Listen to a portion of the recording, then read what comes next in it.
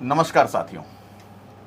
सबसे पहले बहुत बहुत स्वागत करूंगा आप सभी साथियों का। गुलाम हुसैन जी मेरे साथ हैं और गुलाम हुसैन जी एक रिटायर्ड फौजी हैं, रिटायर्ड सैनिक हैं, पूर्व सैनिक हैं और अक्सर मेरी बात इनसे हुई है। पहले भी जंतर मंतर पे लगातार धरना चलता रहा पूर्व सैनिकों का, वहाँ पर भी हुई और कुछ पॉइंट्स मैंने लिखे हैं, कुछ सवाल ऐसे हैं जो शायद आप लोग जानने में उत्सुक तो जरूर होगा। सिर्फ आप ही नहीं, सभी लोग जानना चाहते हैं, लेकिन उन विषयों पर चर्चा नहीं की जाती। ना ही नेशनल मीडिया में वो चीजें दिखाई जाती हैं और ना ही कुछ पूर्व सैनिक उसके ऊपर चर्चा करते हैं। और मैं चाहूंगा कि हम उस विषय पे खुल के हम बात करेंगे और आप तक वो चीज पहुंचाऊंगा। आप तक पहुंचाने का मतलब है वो चीज सरकार तक पहुंचाई जाएगी ताकि उन चीजों में सुधार हो। हालांकि लोकतंत्र का चौथा स्तंभ है मीडिया, नेशनल मीडिया है या कोई भी मीडिया है, लेकिन नेशनल मीडिया जिसे हम मेन स्ट्रीम मीडिया कहते हैं, वहां तक तो उन चीजों की चर्चा तक नहीं हो पाती है।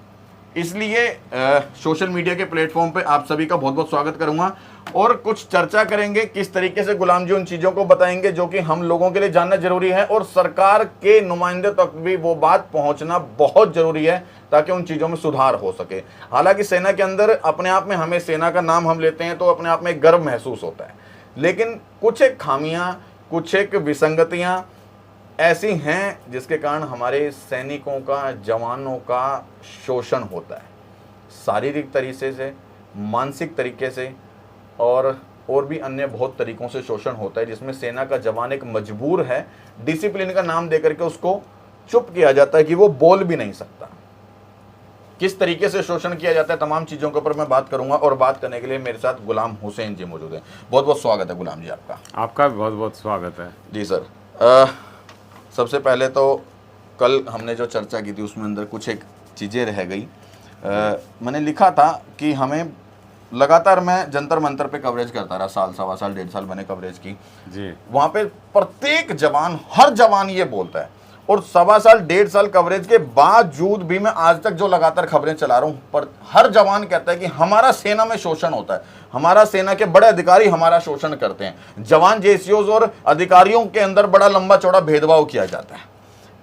किस तरह का वो भेदभाव है, किस तरह से वो शोषण किया जाता है, एक बार मैं चाहूँगा वो बताएं एक बार आप।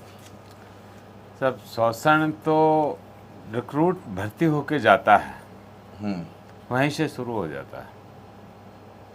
भर्ती होके जा रहे हैं तब से ही? हाँ। वो कैसे? उसको मानसिक रूप से मतलब इतना डरा दिया जाता है कि मुंह खोलो, जवाब दो, मुंह मत खोलो। मैं समझा नहीं। कि मुंह नहीं खोलना, जवाब देना है, तब वो बोलेगा भी नहीं है जवाब, तो क्या जवाब देगा? हाँ, मैं वही चीज़ नहीं समझ पाया कि मुंह तो खोलो। हाँ, तो ये क्या है कि किसी ने कोई जरा सी कोई बात कह भी दी तो तने कैसे बोल दिया, तने कैसे शिकायत कर दी। रिक्रूटिव पीरियड में हमने जब ट्रेनिंग निकाली तो हमें रोटी गिनती की मिलती। अब वो जवानी का दौर था और फिर एक्सरसाइज वगैरह करते, भूख भी अच्छी लगती, तो पत्थर भी हजम हो जाते थे। तो हमारे एक जवान ने दरबार में, वहाँ महीने के महीने दरबार लगता है, यूनिट कमांडेंट है या सेंटर में सेंटर कमांडेंट दरबार लेता है।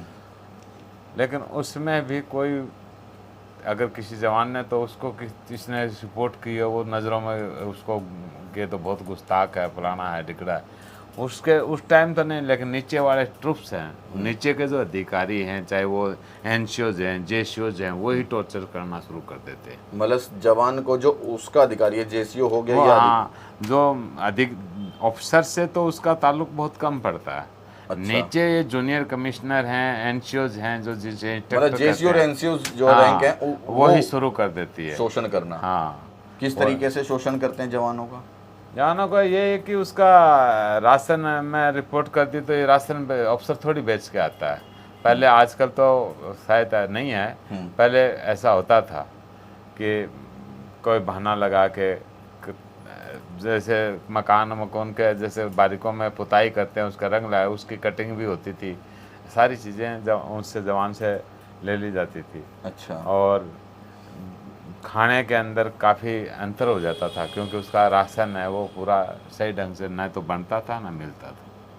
तो हमारे किसी जवान ने रिपोर्ट की, रिक्रूट ने, तो तब रोटियां मिलनी तो शुरू हुई, लेकिन उस रिक्रूट को कि भाई ये वीक इसको, मतलब ये बहुत रिपोर्ट करते हैं इनको, हमारे एक आदमी गलती करता सज़ा सबको मिलती है।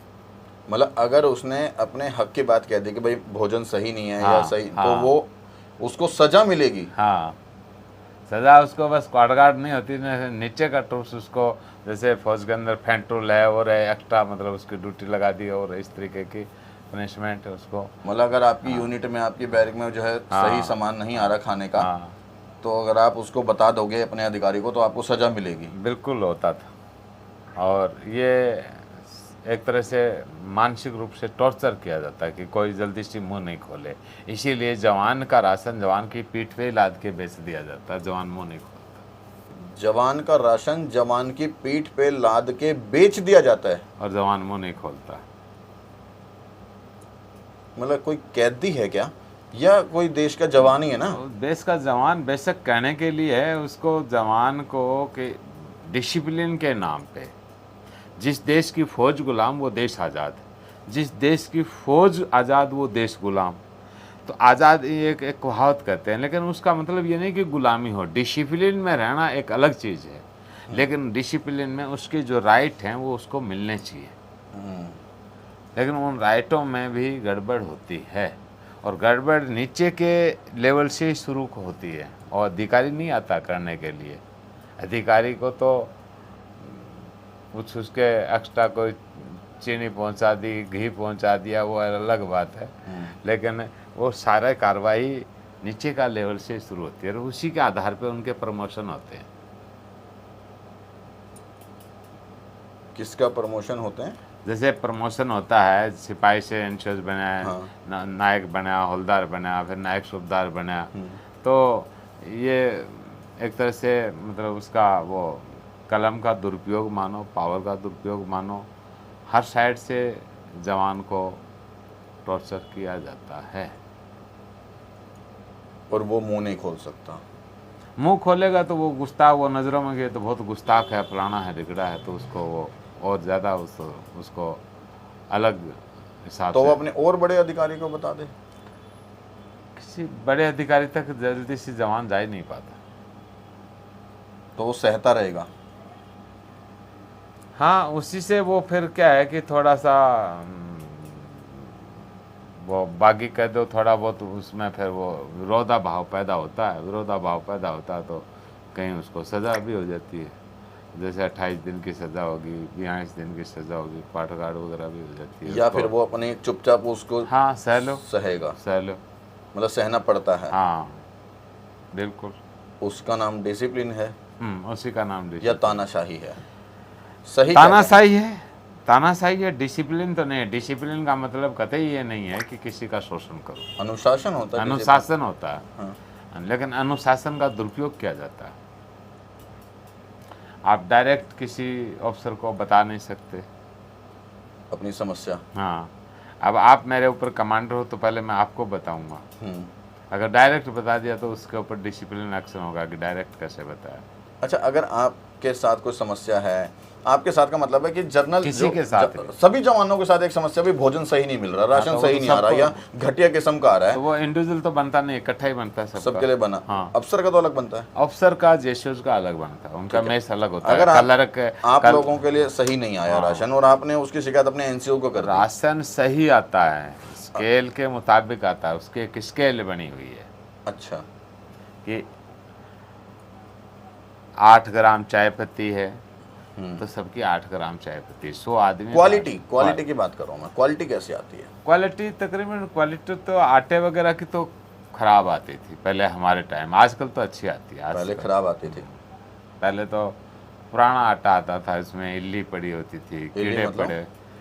इल्ली आटे में होती है वो छोटे छोटे, उसको हम जिंदा जीरा बोलते थे, जीरे की तरह से इतनी की साइज होती है, मतलब छोटे जीव। हाँ, छोटे जीव, सफ़ेद कीड़ा पड़ जाता था।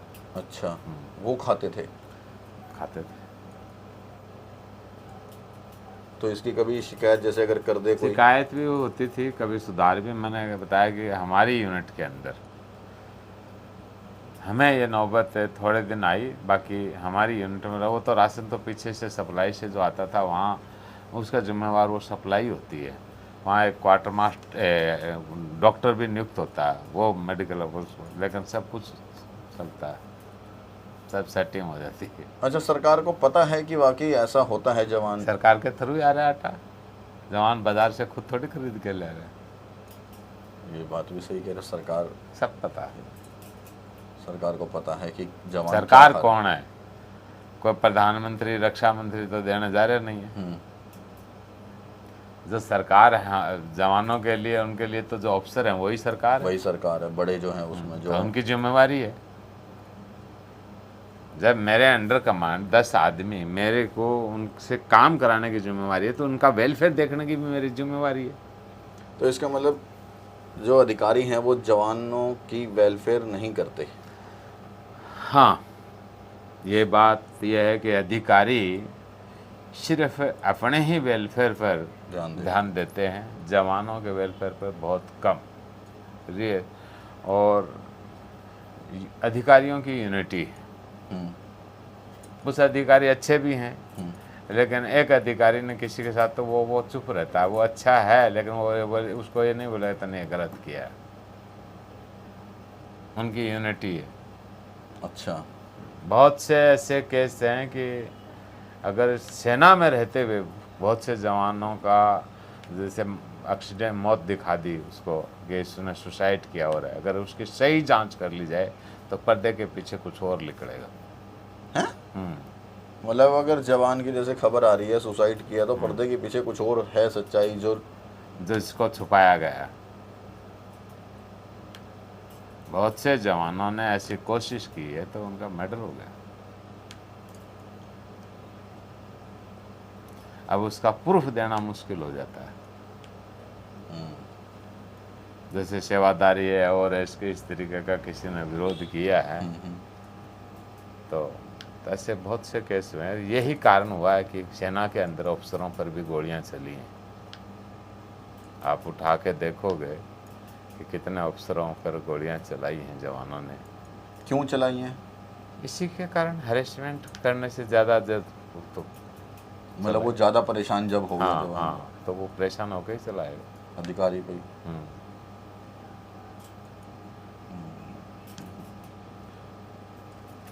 फिर तो ये मान के चलो कि जवान सिर्फ झेल रहा है अपने आप को वहाँ पर। झेल ही रहा है। अब तो और ज़्यादा अग्निवीर जो लेके आए हैं, ये तो बिल्कुल ही झेल रहा है। वो भी झेल रहा है बहुत बुरी तरह से, क्योंकि वो 4 साल तो रिस्क वाला क्यों काम करेगा ना। देखो बहुत कुछ है, बहुत कुछ है। थप्पड़ भी पड़ जाता है, मारने का अधिकार नहीं है। सेना में अधिकारी मार नहीं सकता, कोई भी किसी मार नहीं सकता, कोई भी इंस्ट्रक्टर, कोई जवान को, कोई एनएसएस भी मार नहीं सकता। अच्छा, लेकिन फिर भी होता है। सजा दे सकता है। हाँ, सजा दे सकता है गलती पे, बिना गलती पे नहीं। सजा दे सकता है, हाँ, लेकिन मार नहीं सकता। मार नहीं सकता। अच्छा, लेकिन वो भी हो जाता है, मारते भी हैं और रोने भी नहीं देते। तो कुल मिला के कहीं ना कहीं जवान परेशान तो है। हाँ, बिल्कुल है। और सुनवाई भी नहीं है। वो इतने ऑप्टिकल हैं कि वो वहाँ तक जाते सुनाई क्या है उसको, पहले उसको उसके खिलाफ ज़्यादा माहौल तैयार कर दिया जाता है। जवान को किसी ने मारते हुए देखा है तो उसको, लेकिन उसका गवाह नहीं होगा कि हाँ इसको इसने मारा है, मेरे सामने मारा है। उसको अपनी नौकरी का खतरा होगा। उसका अपनी नौकरी का। तो गालियाँ हैं, ये तो मतलब थोक के भाव मिलती हैं। अच्छा, ये सारा है। मतलब अधिकारी बदतमीजी से बोलते हैं। अधिकारी तो कोई बदतमीजी से बोलता है। डायरेक्ट अधिकारी का और जवान का संपर्क बहुत कम होता है। तो फिर गाली कौन बीच देता में ये नीचे के लेवल में। अच्छा, एनसीओ जेसीओ ये जवानों को गालियां देते हैं? बिल्कुल देते हैं। क्यों देते हैं? मैं शॉर्ट में आपको बता दूं, हाँ,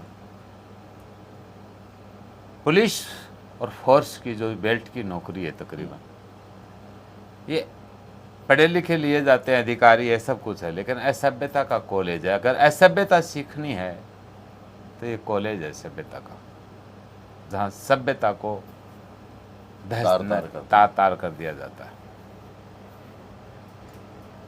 जवान पलट के गाली नहीं दे सकता। हाँ, जवान मन में देता है फिर। हाँ, मतलब मुंह से नहीं दे सकता। मुंह से देता है, लेकिन वो मन ही मन में गुनगुना के देता है। और जिसने पलट करके जोर से दे दिया तो उसके लिए सज़ा, क्वाड गार्ड वगैरह की तैयारी हो जाती है, चार्जशीट बनाओ, पेश करो उसने। मतलब ये सब सच है कि जवान की जिंदगी नहीं है वहाँ पर। हमारे टाइम में तो ऐसा ही रहा। बहुत से जवान, ठीक है, वो आया है, कभी मीठा, वो कहते हैं कि कभी थोड़ा सा खुशहाली आ गई, कभी वो अप डाउन होता रहता है, लेकिन पूर्ण रूप से सही नहीं हो। व्यवहार है वो कभी कभी बहुत ही खतरनाक होता है कि जवान उस खतरनाक व्यवहार के विरोध में कोई बहुत बड़ा कदम उठा ले तो बड़ी बात नहीं है। सैनिक भाइयों, मैं चाहूँगा आपसे कि हालांकि आपने भी सेना के अंदर अपनी सेवाएं दी हैं, क्या वाकई सेना के अंदर इतना एक जवान के साथ बर्बरता होती है क्या? और अगर, क्योंकि हालांकि आप सेवा दे के आ चुके तो आपको बेहतर तरीके से पता है, और यदि ऐसा है तो इसके लिए क्या कदम उठाए जाने चाहिए कि इसके ऊपर सुधार हो? और यदि आप सिविलियन हैं, आप इस वीडियो को देख रहे हैं, तो आप खुद समझ सकते हैं कि जिन सैनिकों की बदौलत हम लोग आज सुरक्षित हैं, हमारा परिवार सुरक्षित है, आप खुद सुरक्षित हो, वो जवान किस तरीके से अपना दिन वहाँ पर काटता है, अपनी सेवा किस तरीके से वहाँ पर देता है, उन किन किन तकलीफ़ों का, हालांकि किस किस तरीके का शोषण उसके ऊपर होता है, वो सब झेल करने के बावजूद हम लोगों की वो सुरक्षा करता है।